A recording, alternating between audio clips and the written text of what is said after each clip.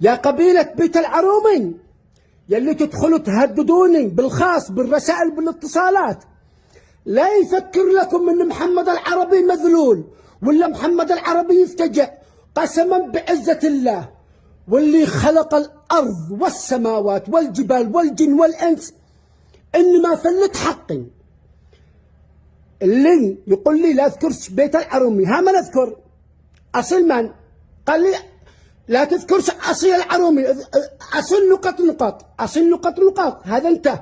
اما انا راسي يابس والله ما اقول لا اصيل العرومي وما اقول لا قبيله بيت العرومي على حقي.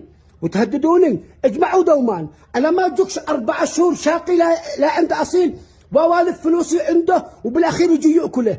ولما انا اطالبه يجيب لي فلوسي يحولها لي لليمن يقوم يقول لي ما بسمعن، انا ما اذنت لك تاكل فلوسي. ولما زريت عليه قام يقول لي كما انت ما تعرف من هم بيت العرومي والله لا يدخل لك لا داخل البيت. كذا واحد من بيت العرومي يجي لي اذن ذكرت القبيله كله يا قبيله بيت العرومي، مع احترامي للناس المحترمين من بيت العرومي.